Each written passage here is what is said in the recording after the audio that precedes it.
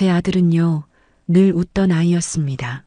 조용한 성격이지만 속이 깊고 남들 앞에서 절대 큰 소리 한 번 내지 않던 그런 아들이었어요. 그런 아들이 대학에서 만난 여자와 결혼을 하겠다고 집에 데려왔을 때 저는 사실 마음속으로는 조금 불안했습니다. 겉으로는 인사도 잘하고 말도 예쁘게 했지만 어딘가 모르게 그 눈빛이 너무 똑똑해 보였거든요. 어머님, 저 어릴 때부터 엄마 없이 자라서 시어머니 같은 분이 너무 필요했어요. 그 한마디에 저는 제 마음을 열었습니다. 그래, 저 아이도 사연이 있는 아인가 보다 싶어서 친딸처럼 대해주기로 마음을 먹었죠. 그렇게 결혼을 하고 예물 예단 준비가 한창이던 날이었어요.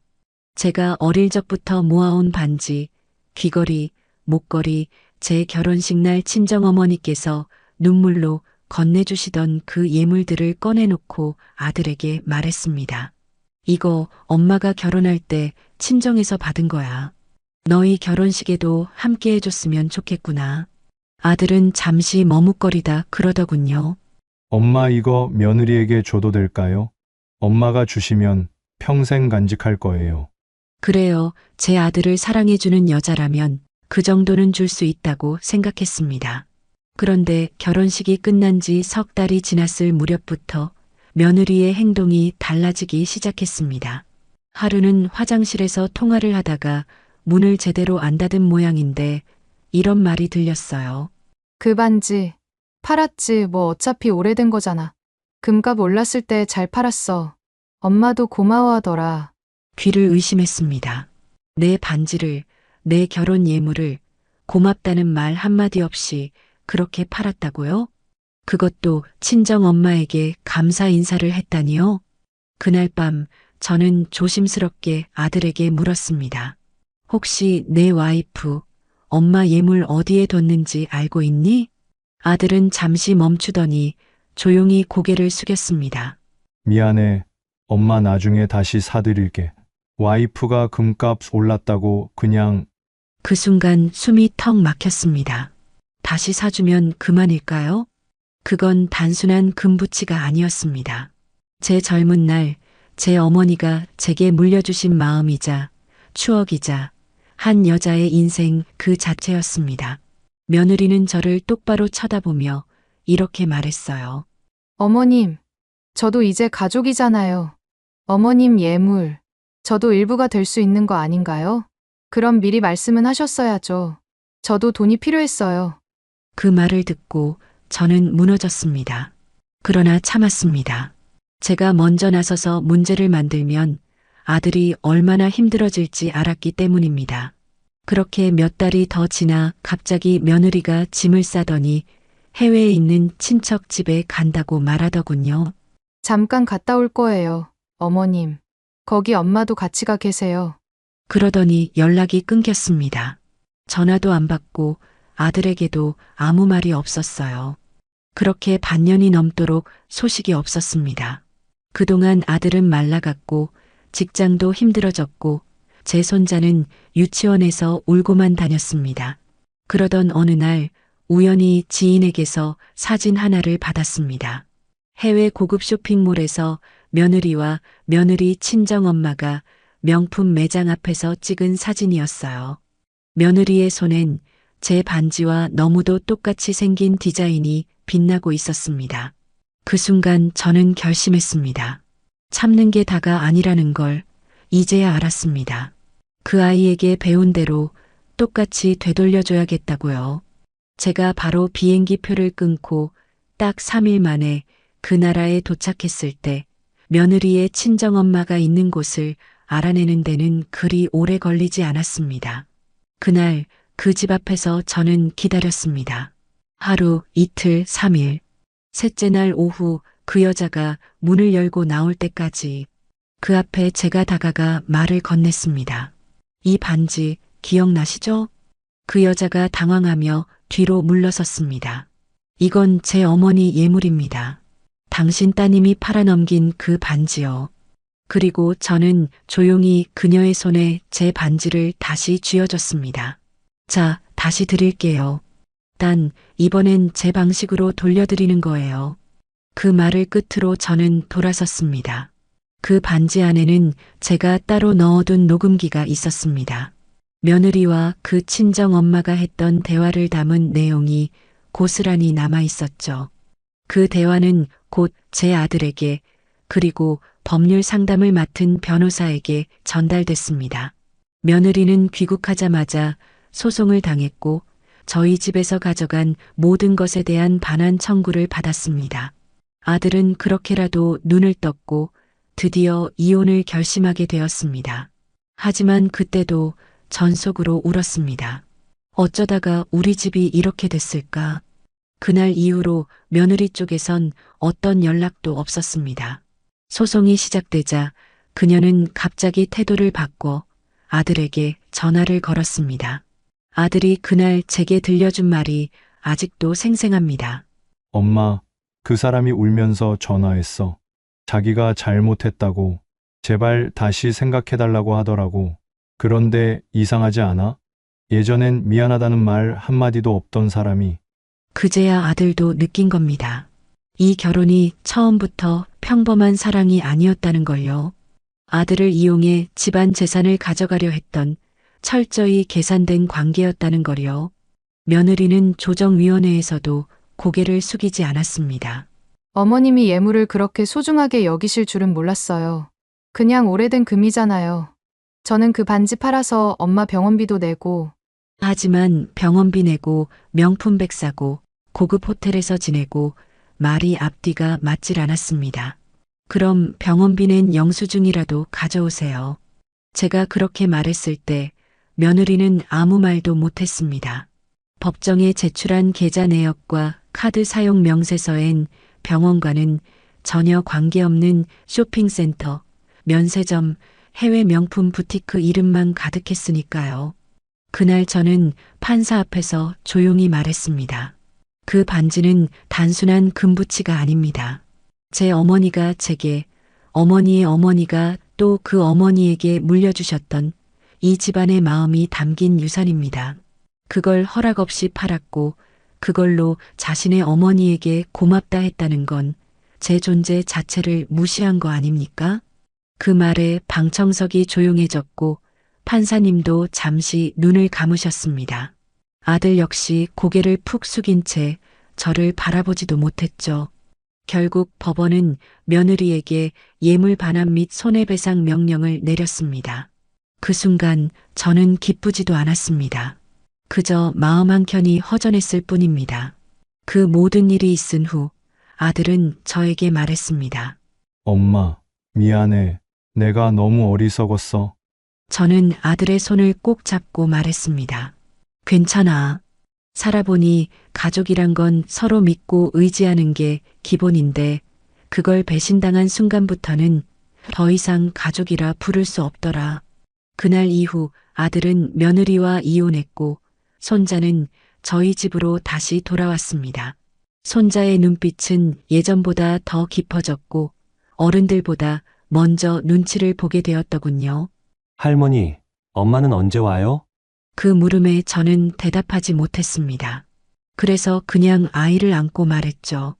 우리 재현이 엄마 없이도 씩씩하게 자라자. 할머니가 엄마처럼 꼭 안아줄게. 그 말에 아이는 조용히 고개를 끄덕였습니다. 그날 밤 아이가 잠든 방 앞에서 저는 한참을 서 있었습니다. 문틈으로 새어나오는 아이의 숨소리가 얼마나 작고 고운지 그 숨결 하나에도 죄책감이 밀려왔습니다. 내가 좀 더 강하게 말렸어야 했을까? 내가 예물을 안 줬더라면. 하지만 이제 와서 그런 생각이 무슨 소용이 있겠습니까? 저는 다시 한번 다짐했습니다. 이 아이만은 절대 어른들의 어리석음으로 상처받게 하지 않겠다고. 며느리와의 이혼이 확정되고 정리가 모두 끝난 어느 날이었습니다. 동네 마트에서 장을 보고 나오는데 낯익은 얼굴이 지나갔습니다. 순간 숨이 턱 막혔습니다. 며느리 친정엄마였습니다. 그 여자는 저를 보자 화들짝 놀라더니 얼른 고개를 돌리고는 다른 골목으로 사라졌습니다. 그 순간 저는 이상하게도 분노보다 허탈함이 먼저 밀려왔습니다. 당신도 딸을 잘못 키웠고 나도 아들을 제대로 못 봤네요. 속으로 그렇게 중얼이며 저는 장바구니를 꼭 쥐었습니다. 아들이 이혼 후 처음으로 한 일이 하나 있습니다. 재현이 손을 꼭 잡고 저에게 이렇게 말하더군요. 엄마, 우리 이사 가자. 이 집 재현이한텐 너무 힘든 기억이 많은 것 같아. 그 말을 듣는 순간 저도 모르게 눈물이 났습니다. 저 역시 그 집안에서 너무 많은 상처를 받았으니까요. 반지를 내어줬던 날, 며느리가 그걸 팔고 떠났던 날, 아들이 밤새 울던 날까지. 그래서 우리는 조용한 외곽 동네로 집을 옮겼습니다. 작고 오래된 단독주택이었지만 마당에 작은 텃밭도 있고 골목에 아이들이 뛰노는 소리도 들리는 그런 동네였습니다. 처음엔 재현이도 낯설어 했지만 금세 이웃들과 친해지더군요. 하루는 동네 아이들과 공터에서 축구를 하고 온 재현이가 저에게 뛰어와 말했습니다. 할머니, 민수네 엄마가 김밥 싸주셨어요. 우리도 김밥 해요. 그 말에 저는 웃으며 재현이 손을 잡고 시장으로 나갔습니다. 예전 같았으면 김밥 한 줄 사는 것도 힘들다며 고민했을 텐데 그날은 묘하게 기분이 좋았습니다. 그 김밥 속에 저도 몰랐던 평범한 행복이 숨어 있었던 겁니다. 아들은 새 직장을 잡았고 예전보다 훨씬 밝아졌습니다. 일도 일이지만 무엇보다 아이 앞에서 아버지 노릇을 다시 하겠다는 마음이 느껴졌습니다. 엄마, 내가 재현이한텐 절대 그런 사람 안 되게 할 거야. 나처럼 후회하게 두지 않을 거야. 저는 고개를 끄덕이며 대답했습니다. 그래야지. 그래야 널 키운 보람이 있지. 그날 저녁 식탁 위에 놓인 셋의 밥그릇을 바라보며 생각했습니다. 잃은 것도 많았지만 결국 남은 것도 분명 있구나. 그렇게 시간이 조금씩 흘러갔습니다. 어느 날 저는 우연히 재현이의 알림장을 보게 되었는데 거기엔 이런 글이 적혀 있었습니다. 우리 할머니는 엄마처럼 나를 안아줘요. 아빠랑 셋이 밥 먹을 때 제일 행복해요. 순간 가슴이 저릿해졌습니다. 이 어린아이가 얼마나 많은 걸 보고 견디며 컸는지를 느낄 수 있었으니까요. 그 글을 베개 밑에 몰래 넣어두고 그날 밤 재현이의 이마에 조용히 입을 맞췄습니다. 우리 재현이 세상 누구보다 단단하게 자랄 거야. 며느리에 대한 원망은 서서히 사라졌습니다. 이젠 그 사람을 떠올려도 감정이 흔들리지 않았습니다. 왜냐하면 저는 그로 인해 많은 걸 잃었지만 동시에 더 중요한 걸 다시 발견했으니까요. 시간이 더 흐른 어느 겨울, 재현이가 초등학교에 입학했습니다. 입학식 날 교실 문 앞에서 제 손을 꼭 잡고 말했습니다. 할머니, 나 학교에서 친구 많이 사귈게. 걱정하지 마세요. 그 아이의 눈빛에선 이제 더 이상 불안이 보이지 않았습니다. 그리고 그날 저녁 아들은 식탁에 앉으며 이런 말을 꺼냈습니다. 엄마, 나 다시 연애해도 될까? 저는 숟가락을 내려놓고 아들의 얼굴을 천천히 바라봤습니다. 예전 같았으면 걱정부터 앞섰겠죠. 하지만 그날은 조금 달랐습니다. 그래, 내가 행복할 수 있다면 엄마는 괜찮아. 단 이번엔 내 눈으로 제대로 봐. 그리고 재현이 마음도 꼭 생각하고. 아들은 고개를 천천히 끄덕였습니다. 이번엔 정말 다르게 살고 싶어. 그 말에 저는 조용히 웃어 보였습니다. 그리고 속으로 다짐했습니다. 이 집엔 이제 다시는 상처받는 사람이 없어야 한다고. 그로부터 몇 개월 후 아들은 정말로 한 여자를 소개했습니다. 재현이 유치원 동창 엄마였는데 아이들도 서로 잘 알고 있었고 무엇보다 재현이의 마음을 가장 먼저 생각해주는 사람이었습니다. 처음 만났을 땐 긴장이 되었지만 그녀의 말 한마디에 마음이 풀렸습니다. 어머님, 저는 재현이에게 엄마가 되려는 게 아니에요. 그저 따뜻한 어른 한 명으로 남고 싶어요. 그 말을 듣고 저는 처음으로 그 여자 앞에서 눈물을 보였습니다. 그래요. 아이 앞에서 그런 말 해주셔서 정말 고마워요. 그 후로 우리는 넷이 함께 밥을 먹기 시작했고 조심스레 함께 여행도 가게 됐습니다. 재현이는 점점 더 밝아졌고 아들도 예전보다 훨씬 웃는 얼굴이 많아졌습니다.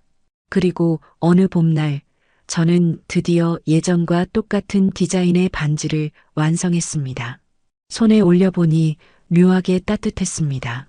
그 반지를 작은 상자에 넣어 장롱 속 깊은 곳에 넣으며 저는 속으로 말했습니다. 이제 진짜 이 집안의 이야기를 다시 써야겠구나. 그날 이후 저는 매일 아침 반지를 한번 꺼내서 들여다보는 버릇이 생겼습니다. 손끝에 닿는 금속의 감촉이 마치 제 인생을 다시 한번 되짚게 해주는 것 같았거든요. 그 반지를 바라볼 때마다 저도 모르게 되뇌이는 말이 하나 있었습니다. 지키지 못한 건 잊지 말되 이제는 내가 지켜줄 것만 생각하자. 하루는 재현이가 저를 따라 안방으로 들어오더니 장롱 앞에 서 있는 저를 빤히 쳐다보더군요. 할머니, 거기 뭐 있어요? 저는 순간 당황했지만 이젠 숨길 필요도 없다는 생각이 들어 조심스레 말했습니다. 여기엔 우리 가족의 약속이 들어있단다. 재현이는 고개를 갸웃거리더니 제 무릎에 얼굴을 기대며 말했어요. 그럼 나도 나중에 그 약속 받을 수 있어요? 그 말에 저는 웃음이 나면서도 가슴이 찌릿했습니다. 그럼 재현이가 따뜻한 사람이 되면 할머니가 꼭 줄게. 그 아이의 눈빛엔 진심이 담겨 있었습니다. 그 이후로 재현이는 작은 일에도 더 책임감 있게 행동하려 애썼습니다. 학교에서 친구가 우는 걸 보면 달래주고 반 친구가 도시락을 안 가져오면 반찬을 나눠줬다고 하더군요. 선생님께서 전화하셔서 그러시더라고요. 어머니, 재현이가 요즘 반에서 제일 따뜻한 아이라 불리고 있어요. 그 말을 듣고 저는 한참을 말없이 웃었습니다. 이 아이는 그 고통을 뿌리 삼아 더 단단하고 부드러운 아이로 자라고 있었던 겁니다. 그러던 어느 날 뜻밖의 편지가 도착했습니다. 보내는 사람은 며느리였습니다. 이혼 후 처음이자 마지막으로 연락해 온 거였죠. 편지에는 이렇게 쓰여 있었습니다. 어머님, 저는 지금까지도 제 행동을 후회합니다. 반지는 그냥 금덩어리인 줄 알았습니다. 그런데 그 반지 하나에 그렇게 많은 의미가 담겨 있었다는 걸 이제야 알게 됐습니다. 그리고 마지막 줄엔 이런 말이 있었습니다. 그날 어머님이 제 손에 다시 반지를 쥐어주시던 그 장면을 잊을 수 없습니다. 그게 제 인생에서 가장 창피하고 동시에 가장 고마운 순간이었습니다. 편지를 읽으며 저는 한동안 움직일 수 없었습니다. 분노도 슬픔도 아니었습니다. 그저 덤덤하게 오래된 먼지를 털어내는 느낌이랄까요? 하지만 그 편지를 재현이에게 보여주지는 않았습니다. 그 아이가 다시 흔들릴 필요는 없었으니까요. 편지는 장롱 속 반지 옆에 고이 접어 넣었습니다. 시간이 흘러 재현이는 중학생이 되었습니다. 중학생이 된 첫날 아침 밥상에 앉은 재현이가 조용히 말하더군요. 할머니, 나 나중에 커서 역사 선생님 하고 싶어요. 가족이 어떻게 살아왔는지 그런 이야기들 가르쳐주는 선생님. 그 말을 듣고 저는 눈시울이 붉어졌습니다. 그렇게 또 몇 해가 지나고 재현이는 고등학생이 되었습니다. 이젠 어른과도 비슷한 키에 말투도 조심스러워졌고 무엇보다 자기 할 말을 조리 있게 하는 아이로 자랐습니다. 고등학교 입학식 날 아들은 제가 학교까지 따라오지 않아도 된다며 말렸지만 저는 꼭 가고 싶었습니다. 재현이가 여기까지 온 건 단순한 성장 때문이 아니라 말 못할 시련을 딛고 일어선 발자국의 결과였기 때문입니다. 운동장에서 재현이가 반 친구들과 서 있는 모습을 보니 가슴이 벅차올랐습니다. 흰 교복 셔츠에 단정한 넥타이, 그리고 더 이상 아이 같지 않은 얼굴. 그 아이를 바라보며 속으로 이렇게 중얼거렸습니다. 잘 자랐다, 정말 잘 자랐구나. 그날 저녁 재현이는 식탁 앞에 앉아 이런 말을 꺼냈습니다. 할머니, 나 장학금 받았어요. 전교 1등 했대요. 그 말을 들은 아들은 젓가락을 놓고 박수를 쳤고 저는 국을 뜨던 손을 멈춘 채 한참을 바라봤습니다. 그래, 재현아. 할머니가 늘 말했지? 너는 다 이겨낼 거라고. 응. 나 이제 할머니한테 받은 거 갚으면서 살 거야. 그날 밤 저는 반지를 다시 꺼냈습니다. 조심스럽게 손에 올려보고 오래된 주름진 손으로 반지 곡선을 따라 쓰다듬으며 생각했습니다. 이 아이에게 이 반지를 정말 물려줘도 되겠구나. 그러나 그 순간 문득 마음 한켠이 걸렸습니다.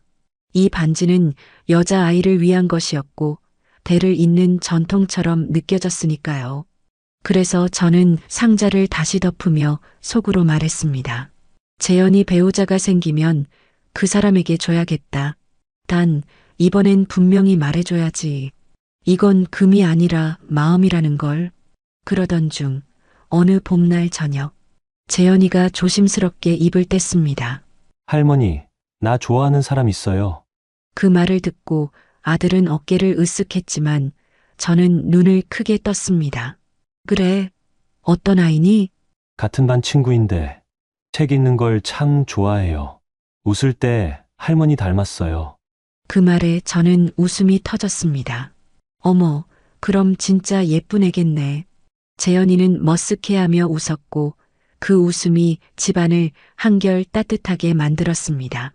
그날 이후 재현이는 친구 이야기를 자주 했고 언젠가는 데려오고 싶다고도 했습니다. 할머니랑 꼭 인사시키고 싶어요. 할머니한테 사랑받는 사람이어야 내가 안심하거든요. 그 말을 들으며 저는 마음속에 조용히 되새겼습니다.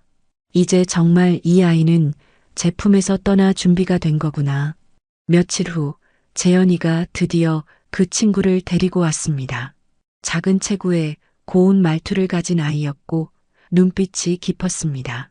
무엇보다 인사를 참 정중히 하더군요. 처음 뵙겠습니다. 재현이에게 따뜻한 할머니라고 늘 들어서 꼭 뵙고 싶었어요. 그 말에 저는 환하게 웃으며 말했습니다. 그래, 와줘서 고맙구나. 우리 재현이 마음 따뜻한 거 내 덕이 크다더라. 그 아이는 얼굴을 붉히며 고개를 숙였고 저는 그 모습에 저도 모르게 예전 며느리 생각이 났습니다. 하지만 곧 떨쳐냈습니다. 이 아이는 시작부터 다르다는 걸 이미 알고 있었으니까요. 식사를 마치고 집으로 돌아간 아이를 배웅한 후 저는 아들에게 말했습니다. 이번엔 정말 따뜻한 사람 같구나. 아들은 조용히 고개를 끄덕였습니다. 엄마, 이번엔 나도 너는 눈치만 보지 않을 거야. 아들도 부모도 사랑받을 자격 있잖아. 그 말에 저는 말없이 아들의 손을 꼭 잡았습니다. 그 손에서 느껴지는 온기가 예전에 서툰 아버지가 아닌 지금은 누군가를 지킬 수 있는 사람으로 변했다는 걸 알려줬습니다. 며칠 후 그 아이가 우리 집에 다시 한번 다녀갔습니다. 이번엔 재현이 없이 혼자였습니다.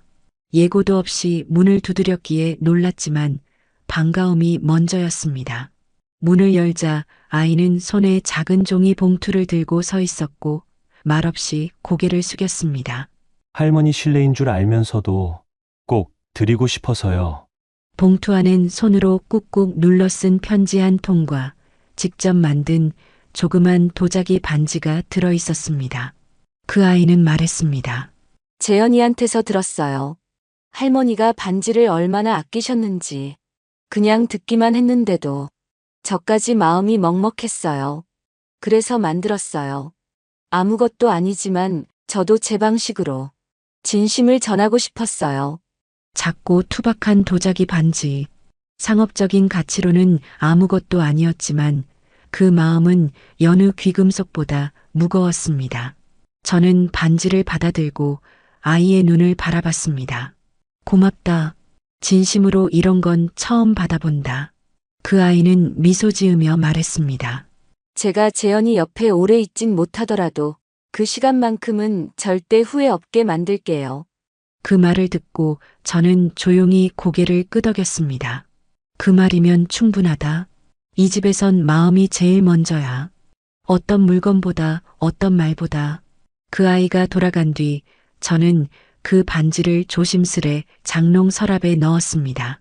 그리고는 처음으로 예전 반지 상자 옆이 아니라 정중앙에 자리를 마련해 뒀습니다. 이제는 어느 하나만이 이 집의 상징이 아니었습니다.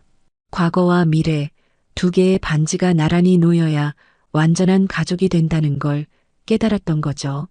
며칠 뒤 재현이는 그 아이와 함께 책을 들고 제게 와서 물었습니다. 할머니, 혹시 옛날 이야기 들려주실 수 있어요? 엄마 말고 아빠 어릴 때 이야기요. 그 말에 저는 잠시 숨을 고르고 아들의 유년 시절을 떠올렸습니다. 작은 장난감 자동차 하나에 한참을 웃던 아이. 겨울이면 유치원 마치고 와서 제 무릎 위에 꼭 안겨들었던 모습. 그때를 떠올리며 조용히 말했습니다. 내 아빠는 말이야. 내 나이 땐 말수가 적었지만 눈빛은 참 따뜻했단다. 말보다 먼저 움직이는 아이였어.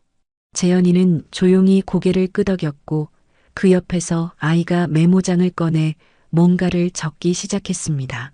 기록해두고 싶어서요. 이런 건 어디에도 안 나오는 이야기잖아요. 저는 속으로 감탄했습니다. 이 아이들은 이제 저보다 더 따뜻한 집을 만들 준비가 돼 있다는 거요. 그리고 그날 밤 저는 처음으로 반지 상자 속에 있던 예전 며느리의 편지를 꺼내 불에 태웠습니다. 더는 남겨둘 이유도 다시 들여다볼 필요도 없었기 때문입니다. 그 편지가 불꽃에 삼켜지는 걸 보며 저는 생각했습니다. 이제야 정말 끝났구나. 그제야 제 마음 한가운데 박혀있던 오래된 돌덩이 하나가 빠져나가는 느낌이 들었습니다. 그 후로 저는 매일 새벽에 텃밭을 돌보는 게 일상이 됐습니다. 손에 흙 묻히고 뿌리 다듬고 잎사귀에 벌레를 떼어내는 그 시간이 참 좋았습니다. 재현이도 주말이면 물뿌리개를 들고 딸 하나와 함께 텃밭을 돌보곤 했습니다. 할머니, 이거 다 자라면 뭐해요? 누군가 먹을 수 있게 나눠줘야지. 땅은 혼자 먹으라고 열매를 안 맺거든. 그 말을 들은 재현이가 한참을 생각하더니 고개를 끄덕였습니다. 나도 그런 사람이 돼야겠네요. 땅처럼.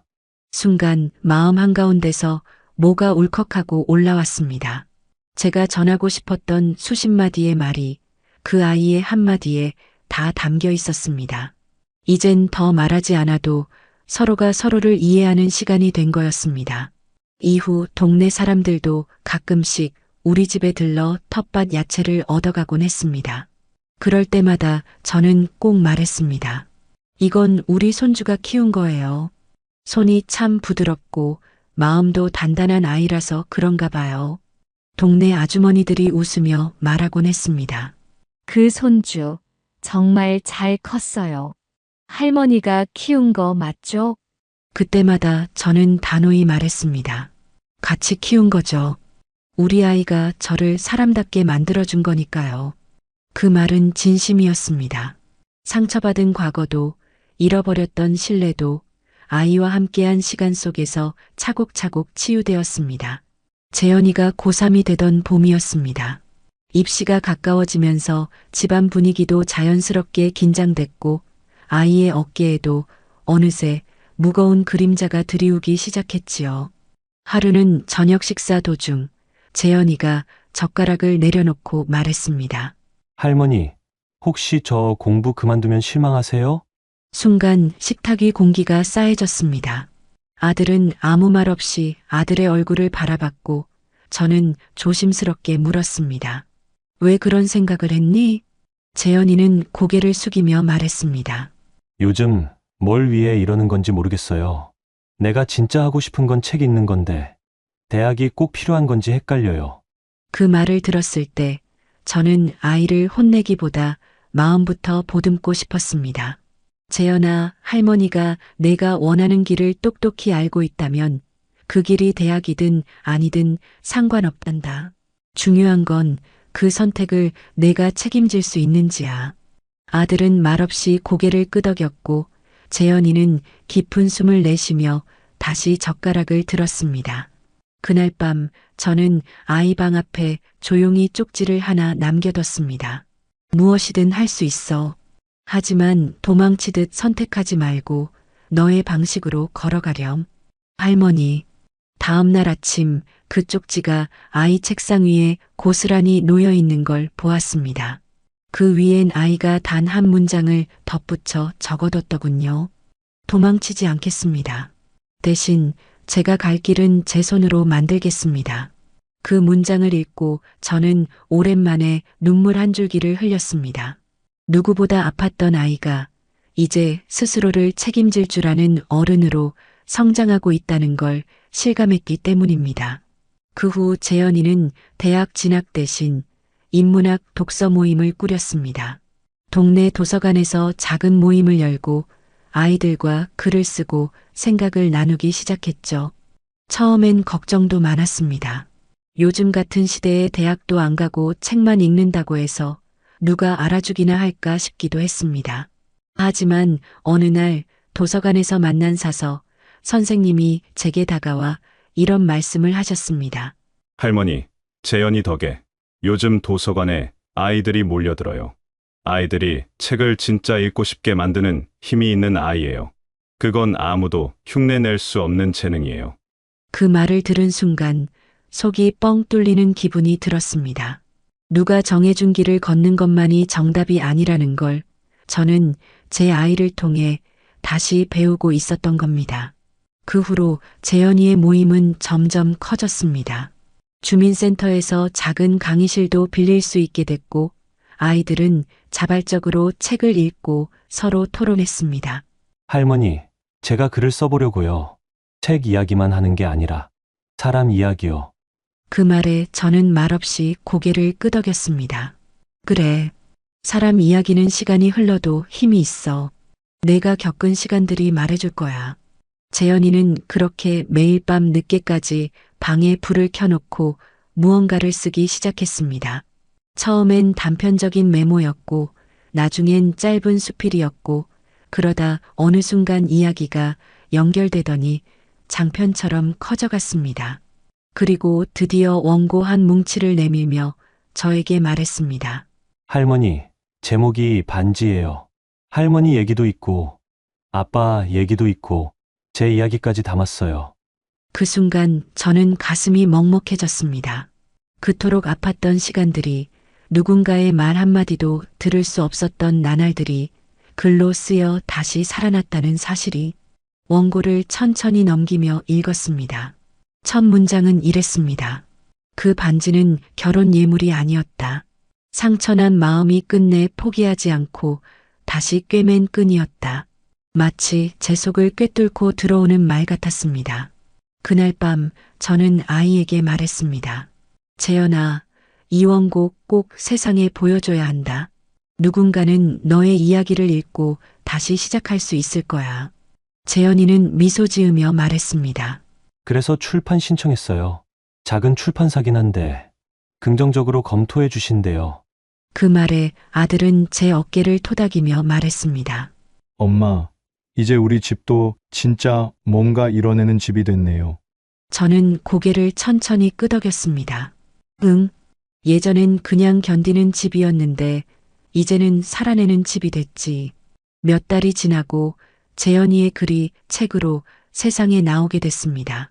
정식 출간 소식을 들었을 때 저는 이상하게 조용했습니다. 눈물도 안 났고 손이 떨리지도 않았어요. 다만 아주 오래전 반지 상자를 처음 열었을 때 느꼈던 그 묘한 기분이 다시 들었습니다. 무언가가 시작되는 듯한, 아니 어쩌면 끝나지 않은 이야기가 다시 이어지는 느낌이었지요. 출간 기념 북토크 자리가 마련됐고 동네 도서관의 작은 강당은 생각보다 많은 사람들로 가득 찼습니다. 낯선 얼굴도 있었지만 저마다 책을 품에 안고 있었고 조용히 한 페이지를 넘기며 기다리는 모습이 보였습니다. 무대에 선 재현이는 생각보다 침착했습니다. 마이크를 잡고 처음으로 입을 연 순간 그 아이는 작가가 아니라 살아온 시간의 증인처럼 느껴졌습니다. 이 책은 제 이야기만은 아닙니다. 누군가의 침묵 속에서 자란 아이가 있었고 또 다른 누군가는 그 침묵을 껴안으며 하루를 버텼습니다. 그들의 이야기를 그냥 넘기고 싶지 않았습니다. 순간 객석 한쪽에서 숨죽이는 소리가 들렸습니다.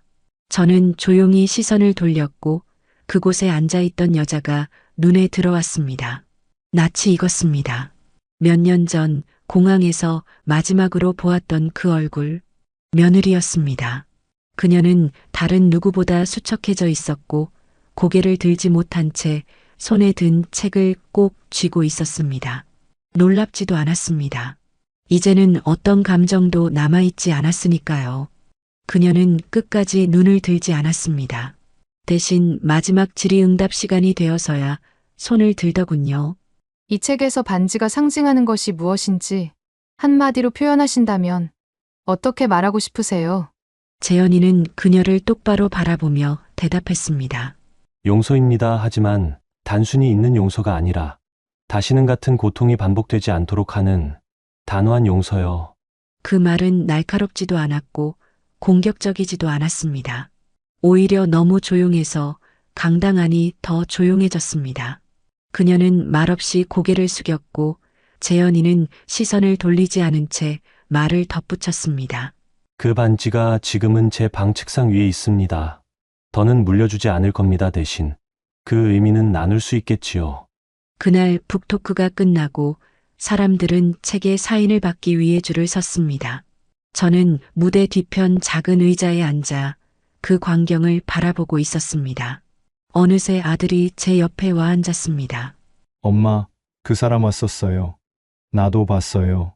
알아. 나도 봤어. 하지만 그냥 지나가게 두자. 우린 더는 붙잡을 일이 없어. 아들은 말없이 고개를 끄덕였습니다. 엄마, 이제 우리 집은요. 과거가 아니라 현재를 사는 집이네요. 그 말에 저는 조용히 아들의 손등을 쓰다듬었습니다. 그래야지. 이젠 우리도 우리 이야기만 쓰자. 다음 날 저는 반지를 다시 꺼냈습니다. 그리고 처음으로 재현이의 방에 들어가 책상 위에 반지를 조용히 놓았습니다. 재현이는 제 눈을 바라보며 물었습니다. 할머니, 이건 이젠 내가 어떻게 할지 선택해. 누구에게 줄지 혹은 그냥 간직할지. 하지만 한 가지만 기억해. 이 반지는 아픈 손이 쥐고 있던 게 아니라 아픈 마음이 놓아준 거야. 재현이는 한참을 말없이 반지를 들여다보다 서랍을 열고 그 안에 조심히 넣었습니다. 나중에 언젠가 누군가에게 꼭 전해야겠다는 생각이 들면 그때 꺼낼게요. 저는 아무 말도 하지 않았습니다. 그저 그 선택을 지켜보기로 했습니다. 그날 저녁 식사 도중 재현이가 조심스레 말을 꺼냈습니다. 할머니, 나 교사 임용시험 보려고 해요. 저는 놀라지도 않고 그저 고개만 끄덕였습니다. 그래, 너한텐 잘 맞을 거야. 책으로 사람을 살리는 사람이잖아, 넌. 재현이는 웃으며 말했습니다. 저도 그렇게 믿어요. 이제는 글로만 말하지 않고 말로도 그 의미를 전할 수 있는 사람이 되고 싶어요. 아들은 밥을 뜨다 말고 말했습니다. 엄마, 우리 진짜 오래 걸렸네요. 그런데 결국 이렇게까지 왔네요. 저는 숟가락을 들며 말했습니다. 시간이 아무리 걸려도 결국 도착하면 그걸로 된 거야. 어느 주말 아침 식탁에 앉은 재현이가 뜻밖의 이야기를 꺼냈습니다. 할머니, 저 그 사람 만났어요, 엄마요. 순간 젓가락을 쥔 손이 잠시 멈췄습니다. 우연히 서점 앞에서 마주쳤어요. 책 코너 앞에서 제 책을 들고 있었어요. 저는 감정을 억누르며 물었습니다. 무슨 말을 하던? 재현이는 잠시 망설이다가 대답했습니다. 그냥 울더라고요. 미안하다고도 하고, 자격 없다고도 하고, 하지만 그 말이 다예요. 나머지는 제 쪽에서 먼저 말을 끝냈어요. 저는 천천히 고개를 끄덕였습니다. 그래, 그걸로 됐다. 저는 원망하지 않아요. 원망을 하려면 먼저 그 사람에게 기대가 있어야 하잖아요. 저는 그냥 이제는 아무 생각이 안 나요. 그 말 속엔 분노도 애착도 없었습니다. 그저 지나간 이야기, 반복하지 않을 이야기라는 느낌만이 남아 있었죠. 그날 밤 저는 오랜만에 한 통의 편지를 썼습니다. 재현아, 나는 너의 길이 어디로 향하든 그 끝에서 다시 널 마주할 수 있다는 것만으로 충분하다. 그러니 혹여 내가 다시 뒤돌아봐야 할 날이 온다면 꼭 두려워 말거라. 편지를 서랍에 넣어둔 채 잠들었는데 다음 날 아침 일찍 재현이가 식탁에 앉아 있더군요. 할머니, 전 이 길이 맞다고 믿어요. 누군가의 과거를 이해해주는 교사가 되고 싶어요. 그 아이들이 상처를 입었든 아니든 간에 그 누구도 외롭지 않게. 저는 그날 이후 매일 아침 기도하듯 마음을 다잡았습니다. 이 아이의 걸음이 흔들리지 않게. 계절이 한 번 또 바뀌고 재현이는 임용시험에 최종 합격했습니다. 합격자 발표 날 그는 조용히 방문을 닫고 혼자 컴퓨터를 마주했는데 결과를 확인한 후에도 감정을 쉽게 드러내지 않았습니다. 그저 조용히 제게 와서 말했지요. 됐어요. 이제 시작이에요. 그 목소리엔 자만도 없고 안도도 없었습니다. 그저 책임이라는 두 글자가 묵직하게 묻어 있었습니다. 합격 축하 자리는 따로 하지 않았습니다. 대신 아들이 식탁에 고기 한 점 더 얹으며 말했습니다. 아들, 정말 수고했다. 이제부터가 진짜다. 저는 웃으며 덧붙였습니다. 그리고 기억해. 사람 가르친다는 건 지식을 전하는 게 아니야. 그 사람의 시간을 같이 살아주는 거지. 재현이는 고개를 숙이며 대답했습니다. 알아요, 할머니. 그래서 저 배워야 할 게 아직 많아요. 그렇게 아이는 첫 발령지를 기다리며 다시 책을 읽기 시작했습니다. 이번엔 시험을 위한 책이 아니라 아이들의 마음을 위한 책들이었죠. 심리학, 교육학, 아이들 글 모음집, 때로는 동화책까지. 밤늦게까지 불 켜진 그의 책상 위엔 늘 수첩 하나가 놓여 있었습니다. 그 수첩엔 아이들의 이름, 특이사항, 수업 중 있었던 일들이 빼곡히 적혀 있었습니다. 발령 첫날 재현이는 새로 산 셔츠에 조심스레 이름표를 달았습니다. 거울 앞에서 넥타이 매는 모습을 뒤에서 바라보며 저는 아주 오래전 제 아들이 결혼식 날 거울 앞에 섰던 모습이 떠올랐습니다. 달라진 건 시간이었고 닮아 있는 건 책임을 앞에 둔 눈빛이었습니다. 출근하는 뒷모습을 바라보며 문 앞에 서 있었는데 재현이가 계단 아래에서 고개를 돌려 말했습니다. 할머니, 다녀올게요. 제가 아이들한테 배운 게 있다면 그건 전부 할머니 덕이에요. 그 말을 끝으로 그는 골목을 따라 사라졌고 저는 마당에 핀 봄꽃을 바라보며 말했습니다. 이젠 너의 계절이구나. 그날 저녁 아들은 오랜만에 제게 술 한 잔을 권했습니다. 엄마, 진짜 수고했어요. 이제는 좀 쉬셔도 되지 않을까요? 저는 잔을 들며 대답했습니다. 쉬는 건 좋지. 하지만 손 놓진 않을 거야. 아직 내가 남겨야 할 이야기가 조금은 남아있거든. 그리고 속으로 중얼거렸습니다. 그 반지를 처음 열었던 날부터 이 모든 이야기는 시작됐던 거구나. 그날 밤 재현이의 방엔 책상 위 조명이 한 줄기만 비추고 있었습니다. 저는 방문을 조용히 밀고 들어가 커튼 너머로 아이의 뒷모습을 바라봤습니다. 책을 읽는 것도 아니었고 글을 쓰는 것도 아니었습니다. 그저 한 장의 사진을 들고 오래도록 가만히 바라보고 있었지요. 그 사진은 오래전 가족 사진이었습니다. 아들이 재현을 처음 안았던 날 며느리가 곁에 서 있고 저는 그들 뒤에 서 있던 그 모습, 그 시절의 웃음은 진심이었을까? 아니면 누군가를 안심시키기 위해 만든 연극이었을까? 재현이는 뒤를 돌아보지도 않은 채 말했습니다. 할머니, 저 사진 버릴까요? 저는 조용히 걸어가 아이 곁에 앉았습니다. 아니, 버리진 말자. 때로는 기억보다 기록이 사람을 더 단단하게 해주는 법이니까. 그 말에 재현이는 고개를 끄덕이며 사진을 책 속에 끼워 넣었습니다. 그럼 잊진 않되 붙들진 않겠습니다. 아이의 말에 억지스러운 다짐도 허세도 느껴지지 않았습니다. 마치 한 사람으로서 감정의 무게를 제대로 알고 있는 이의 말처럼 담담했습니다. 그로부터 며칠 후 재현이는 정식으로 교단에 섰습니다. 그날 아침 저는 도시락을 하나 싸주었죠. 특별한 반찬은 없었지만 알록달록한 채소볶음 옆에 조용히 쪽지를 끼워 넣었습니다. 가르친다는 건 기다리는 거란다. 내가 말하기 전에도 아이가 먼저 다가올 때까지. 저녁 무렵 재현이가 돌아오며 현관에 들어서자마자 말했습니다. 할머니, 오늘 처음으로 아이가 수업 끝나고 저한테 질문했어요. 그냥 수학 문제였는데 질문하는 그 표정을 잊을 수가 없어요. 아이의 눈빛이 한결 깊어져 있었습니다. 누군가의 마음에 진심으로 닿았다는 자신감이 눈동자 안에 은은히 퍼져 있었습니다. 다음 날부터 재현이는 종종 수업 중 아이들과 나눈 대화를 적어오기 시작했습니다. 오늘은 은지가 자기 고양이 이야기를 하다 울었어요. 친구들 앞에서 그랬다고 놀림받을까봐 걱정했는데 반 애들이 다 같이 고양이 이름을 외쳐줬어요. 재현이는 이야기 끝에 이렇게 덧붙였습니다.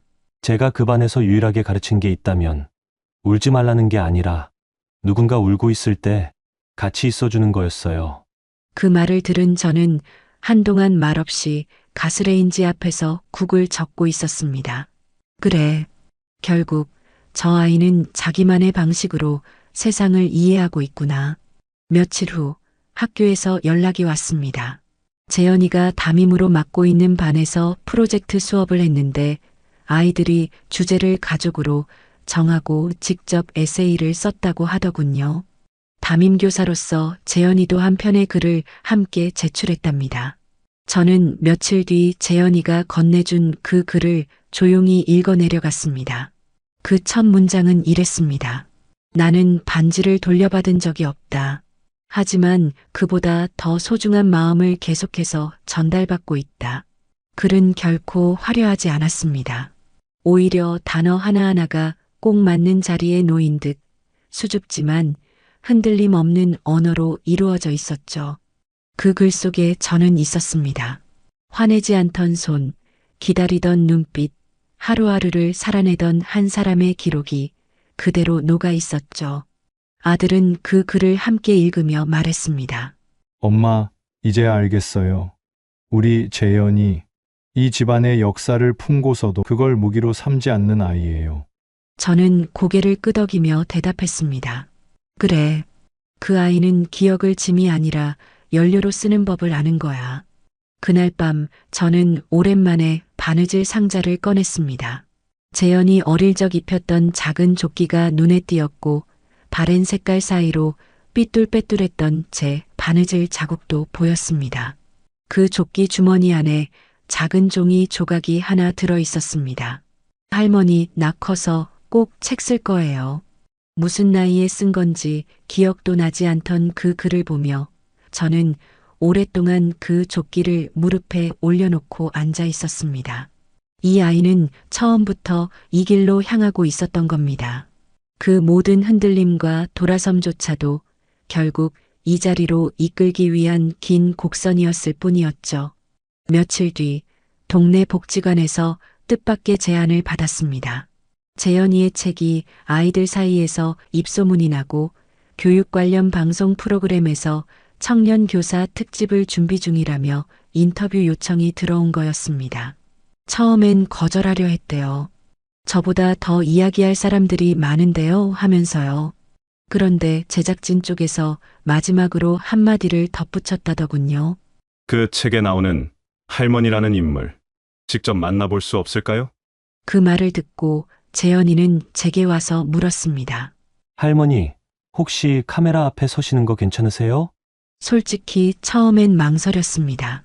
세월이 얼굴에 깊게 내려앉았고 말 한마디에도 감정이 새어나올까 두렵기도 했으니까요.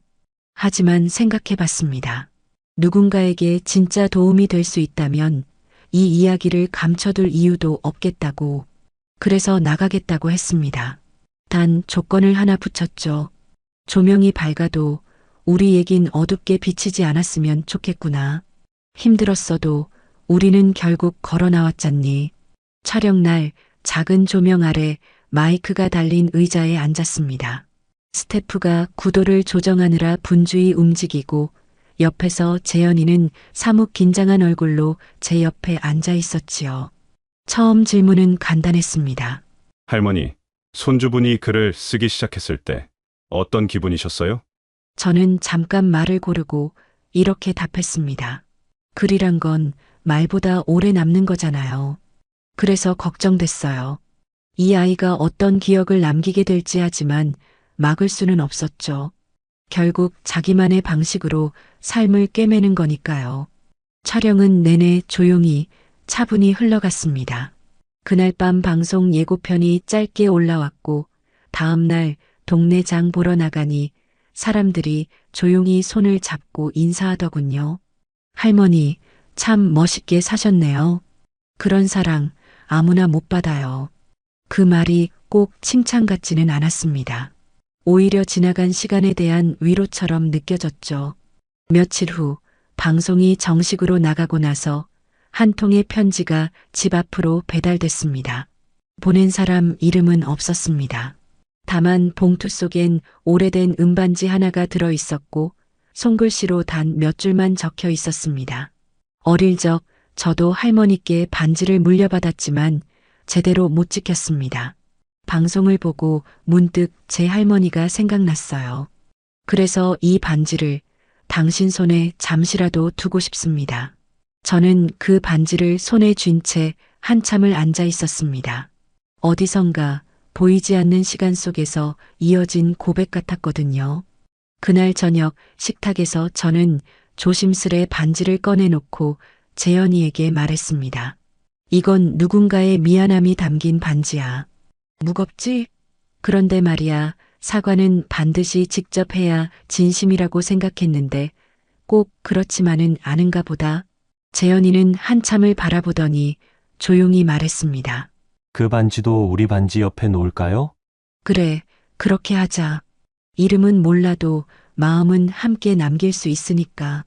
이제 우리 집 장롱 속 상자에는 반지가 2개가 들어 있었습니다. 하나는 할머니로부터 전해 내려온 유산, 다른 하나는 어디선가 건너온 사과의 조각. 그 둘은 금속이지만 동시에 아주 부드러운 감정을 품고 있었습니다. 그 후로도 우리 집엔 다양한 손님이 다녀갔습니다. 교육청에서 연수 요청이 들어오기도 했고 재현이를 통해 상담을 요청하는 학부모들도 늘었습니다. 하지만 우리가 자주 나서거나 목소리를 높이진 않았습니다. 그저 평소처럼 마당을 돌보고 도시락을 싸고 방 한 칸에 불을 켜고 조용히 책을 읽는 생활을 이어갔습니다. 그 시간들이 어느새 새로운 가족의 형태가 되어갔습니다. 한 번은 재현이가 말했습니다. 할머니, 나 언젠가 책을 하나 더 쓸 거예요. 이번엔 반지 얘기가 아니라 우리 집 전체 이야기요.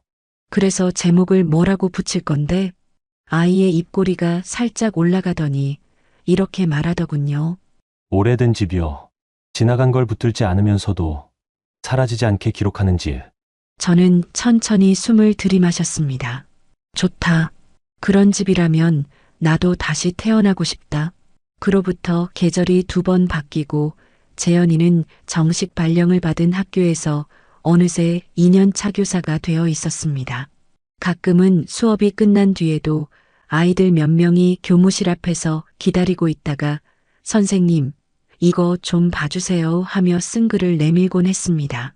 재현이는 그럴 때마다 손으로 정성껏 코멘트를 적고 맞춤법 틀린 곳은 고쳐주되 한 번도 빨간 펜을 쓰지 않았습니다. 아이들 글 위에 빨간색은 너무 눈에 띄거든요. 틀린 걸 지적하는 것보다 계속 쓰게 만드는 게 중요하잖아요. 그 말은 예전 그가 처음 쓴 원고를 떠올리게 했습니다. 한 문장씩 조심스레 깨어가며 무엇을 쓰는 것이 아니라 어떻게 살아온 걸 써야 할지를 고민하던 모습이 문득 떠올랐지요. 그 무렵 저는 작은 결심을 하나 했습니다. 집 마당 뒤편 비어있는 창고를 정리해 조그만 책방을 하나 만들기로요. 파는 책도 아니고 대여를 하는 것도 아니었습니다. 그저 지나가다 들른 이들이 한두 권 앉아서 읽을 수 있도록 책과 의자와 따뜻한 조명을 준비한 공간. 이름도 붙이지 않았습니다. 간판도 달지 않았고 운영 시간도 없었죠. 그런데도 이상하게 사람들은 아름아름 찾아왔습니다. 누군가는 오래전에 잊어버린 책을 꺼내보고 누군가는 아무 말 없이 오래 앉았다가 조용히 나가곤 했습니다. 책방 한켠에는 손글씨로 이렇게 적어뒀습니다. 이 공간은 누구에게도 재촉하지 않습니다. 천천히 머물다 가셔도 됩니다. 하루는 한 중년 여성이 들어와 오래 머물렀습니다. 책도 읽지 않고 휴대폰도 보지 않은 채 그저 나무 벤치에 앉아 창밖을 바라보다가 조용히 일어섰죠. 그러곤 제게 인사를 하며 말했습니다. 저는 오늘 아무 말도 들리지 않아서 좋았어요. 세상은 자꾸 말을 시키는데 여기선 말 대신 숨이 쉬어지네요. 그 말은 이상하게도 제가 평생 들어온 위로의 말 중 가장 단단했습니다. 재현이에게 그날 있었던 이야기를 들려주자 아이는 잠시 생각하더니 한 문장을 꺼냈습니다. 이 집은 아무것도 하지 않아도 괜찮은 집이 되었네요. 그 말에 저는 책장에 기대 앉아 눈을 감고 오래도록 숨을 쉬었습니다. 다음 날 마당 구석에서 작은 쌀이나무 하나를 옮겨 심었습니다. 예전에는 꽃이 적게 피고 가지도 삐죽거린다고 옮길까 말까 망설이던 나무였는데 이젠 그 투박한 모습마저도 소중해 보였죠. 며칠이 지나자 누런 잎 사이로 연분홍 꽃망울이 조용히 맺혔습니다. 동네 아이들이 그걸 보고 웃으며 말했습니다. 할머니네, 나무가 이제 말하려고 하나 봐요. 그 한마디에 저도 모르게 입꼬리가 올랐습니다. 언젠가는 모두가 말하고 싶어지는 순간이 오고 그때까지 기다려주는 누군가가 곁에 있다면 그것만으로도 사람은 살아낼 수 있다는 걸 알게 된 순간이었어요. 시간은 여전히 흐르고 계절은 바뀌고 이 마당에도 나이가 들어갑니다. 하지만 그 안에서 자라고 있는 건 단순한 식물이 아니라 사람의 마음이었습니다. 저는 지금도 매일 아침 반지를 꺼내는 대신 창고 책방에 들어가 작은 창문을 열고 제일 아래 칸 책을 꺼내 먼지를 털어줍니다. 그 책은 오래전 재현이가 처음 쓴 책. 그 첫 문장을 손끝으로 천천히 짚어가며 읽을 때마다 저는 생각합니다. 이 집의 시간은 흘러가는 게 아니라 쌓여가고 있구나. 초여름이 되자 책방 마당 끝에 심어둔 감나무에도 연초록 열매가 하나둘씩 맺히기 시작했습니다. 그 나무는 남편 생전에 마당 한켠에 심었던 거였습니다. 그땐 아들이 유치원 다닐 무렵이었고 나무는 성가실 정도로 자라지 않던 왜소한 가지였죠. 오랫동안 잊고 살다가 얼마 전 가지치기를 하다 보니 거기에 조그만 꽃이 피어 있었습니다. 그리고 올해 처음으로 열매를 맺었지요. 누가 일부러 챙기지도 않았는데 어느 날 자연스레 맺힌 열매. 재현이가 그것을 보고 웃으며 말했어요. 이 감나무, 할아버지가 심으셨던 거죠? 응, 내 아빠보다 작을 때 심었지. 근데 이상하지 않니? 그동안 열매 하나 안 달리더니 올해 들어 처음 열렸어. 재현이는 고개를 끄덕이며 중얼거리듯 말했습니다. 기다림도 시간을 먹고 자라나 봐요. 그 말에 저는 잠시 말을 잇지 못했습니다. 꼭 누군가가 제 마음속 오래된 서랍을 슬쩍 열어본 듯한 기분이었어요. 그날 이후 동네 아주머니 몇 분이 책방에 찾아와 말했습니다. 우리도 이런 공간 하나 꾸미고 싶어요. 조용히 책만 보는 공간, 말 안 해도 되는 시간. 저는 환하게 웃으며 대답했습니다. 그럼 다 같이 해봐요. 이 공간도 혼자 만든 게 아니었어요. 사실은 저도 누군가의 손을 빌렸거든요. 그렇게 작은 마을 프로젝트가 시작됐습니다.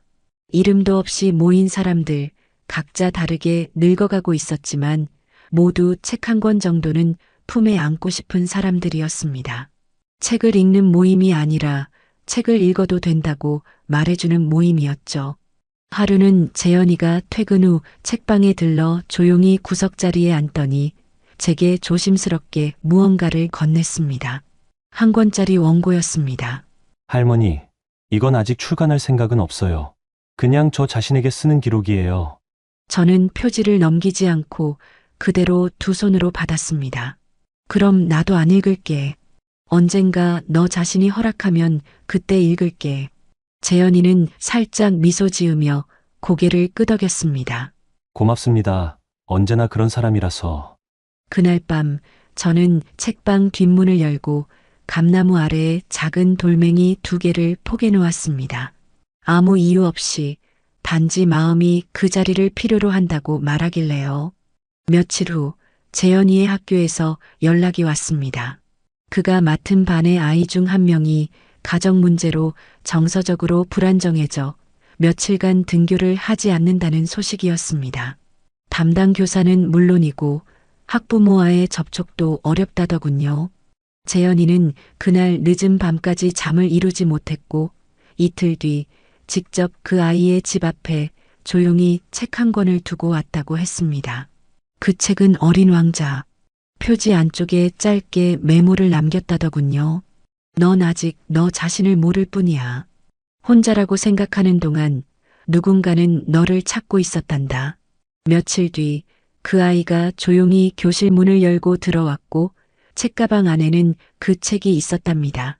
한 장 한 장 접힌 자국이 선명하게 남은 상태로 그 이야기를 들은 날 저는 오래간만에 반지를 꺼냈습니다. 빛이 조금 바랬고 굵어진 손가락엔 더 이상 끼워지지 않았지만 반지를 조심스럽게 감싸쥐고 제 가슴팍에 올려봤습니다. 그 안에 있었던 모든 상처들이 언젠가는 누군가의 위로가 될 수 있다는 걸 증명하고 싶었거든요. 그리고 마침내 저는 작은 결정 하나를 했습니다. 책방 한쪽에 조그만 유리 진열장을 놓고 그 안에 오래된 반지와 받은 편지 몇 통, 도자기 반지, 그리고 지금은 이름조차 기억나지 않는 오래된 사진 한 장을 함께 넣었습니다. 유리창 앞에는 손글씨로 메모 하나를 붙여두었죠. 이건 유물이 아닙니다. 지금도 숨쉬는 이야기입니다. 어느 날 지나가던 소녀가 물었습니다. 이거 다 진짜예요? 저는 대답했습니다. 응, 진짜 사람들의 진짜 마음이야. 그래서 여기에 있는 거야. 그 아이는 가만히 고개를 끄덕이더니 가방에서 작은 조약돌 하나를 꺼내 유리장 옆에 놓고 갔습니다. 저는 묻지 않았습니다. 왜 그걸 두고 갔는지, 무슨 의미였는지, 굳이 물어야 알 수 있는 마음은 진심이 아닐 테니까요. 그리고 그 순간 알 수 있었습니다. 이 공간은 이제 저 하나의 이야기만으로 채워진 곳이 아니라는 것을. 겨울 첫눈이 내리던 날, 저는 반지를 다시 꺼냈습니다. 손가락엔 여전히 맞지 않았지만 이번엔 그 반지를 두 손에 올려 조용히 말했습니다. 이제 내 자리를 찾았구나. 그리고는 조심스럽게 유리장 안에 넣지 않고 마당 감나무 아래 땅을 파서 반지를 묻었습니다. 작은 표지석을 하나 올리고 그 위에 나지막이 새겼습니다. 마음은 누군가의 흙이 될 수 있다. 그날 밤 눈은 조용히 쌓였고 이 오래된 집은 다시 한번 말을 아끼는 계절 속으로 천천히 들어갔습니다.